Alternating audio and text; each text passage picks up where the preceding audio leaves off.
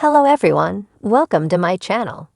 Please subscribe and keep watching more details. General Hospital spoilers. John's shooting frame job, Sonny aims to nail mob boss, new enemy on the horizon. General Hospital, GH. Spoilers suggest that fans continue to buzz about the Friday, August 30 episode on social media. Sonny Corinthos, Morris Bernard, shot John Jagger Cates point blank during a face-off, 2 times, near the Quartermain Mansion boathouse, and viewers continue to question, what happens next? After all, there was no need for Sonny to kill John the way he did. Don't mob bosses have henchmen that can do their dirty work? By shooting John, Sonny risks going to jail, especially since he did it so close to so many eyewitnesses. Some of his children and grandchildren were within walking distance. Why would Sonny be so sloppy? Fans know that Sonny is far smarter and more meticulous when it comes to revenge plans. After all, if he wanted to shoot John, he could have encouraged the FBI agent to meet him at the Corinthos coffee warehouse or the docks, without so many people close by. It's not out of character for Sonny to kill someone. However, it is out of character for Sonny to kill someone without covering his tracks, especially since the mob boss has a clear head and is back on his bipolar meds. In the land of daytime drama, nothing is ever cut and dry. Fans saw Sonny shoot John, but was Sonny Sonny? Could this be an intricate plan devised by John? Perhaps John will survive the shooting and have the very evidence he needs to finally nail Sonny. Then again, if John did die, maybe he was a pawn in an unknown enemy's game, looking to bring the mob boss down. What if the Sonny fans saw with the gun was someone wearing a Sonny face mask? Well, it's been a hot minute. Cesar Faison, Anders Hove, once paraded around as Duke Lavery, Ian Buchanan, back in the day. This is the land of soaps, where anything is possible. General Hospital spoilers hint that the Tuesday, September 3 episode is bound to offer a ton of insight and aftermath around what happened on Friday, so fans will have to wait and see how the pieces to this storyline puzzle will fall. In the shadowy world of Port Charles, where secrets are currency and trust is a dangerous luxury, a new storm was brewing, one that threatened to engulf everyone in its path. John Doe, a mysterious figure with a hidden past, was at the center of it all. For weeks, he had been playing a dangerous game, weaving in and out of the lives of the town's most notorious residents. But now the stakes had been raised, and the game was about to take a deadly turn. Sonny Corinthos, the infamous mob boss who ruled Port Charles with an iron fist, had always been a man of power and influence. But power comes with enemies, and Sonny had more than his share. The latest threat to his empire, however, was unlike any he had faced before. This time, the danger wasn't from a rival mobster or a disgruntled underling. It was from within his own ranks, a betrayal so deep it could shatter everything he had built. The first hint of trouble came on a humid summer night, when John was found shot in an abandoned warehouse on the outskirts of town.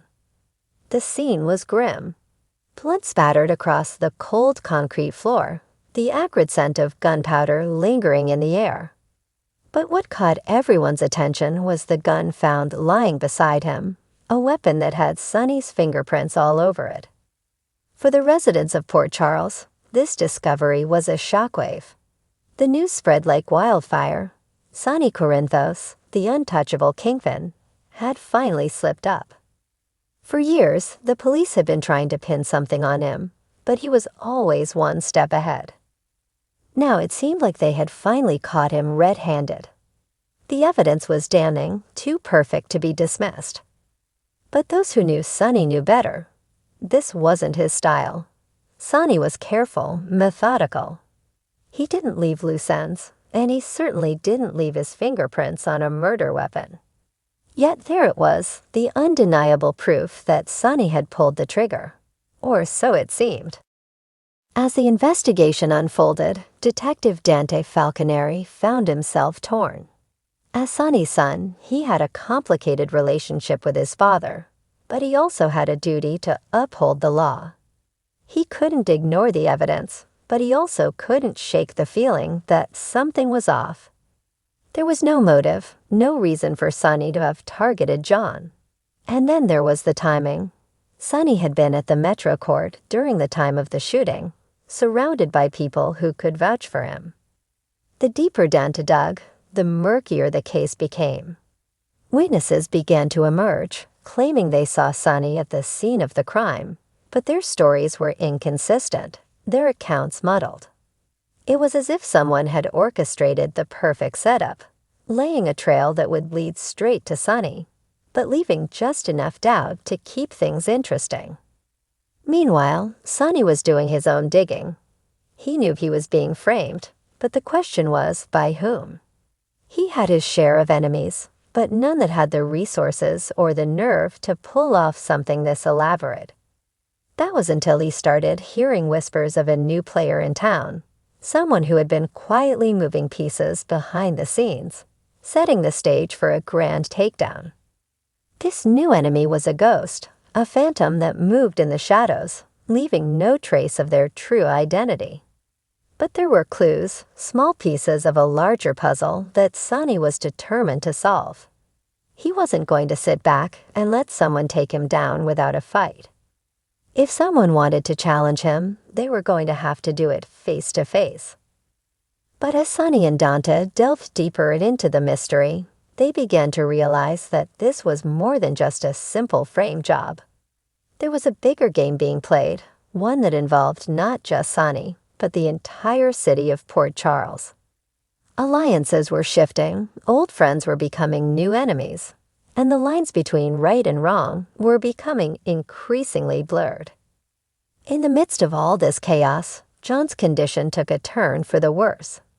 He was in a coma, clinging to life by a thread. But before he lost consciousness, he had managed to utter a single word, a name that sent shockwaves through the room. Victor. The name alone was enough to send a chill down Sonny's spine. Victor Cassadine, the man who had tormented Port Charles for years, the man who had always been 2 steps ahead, was back.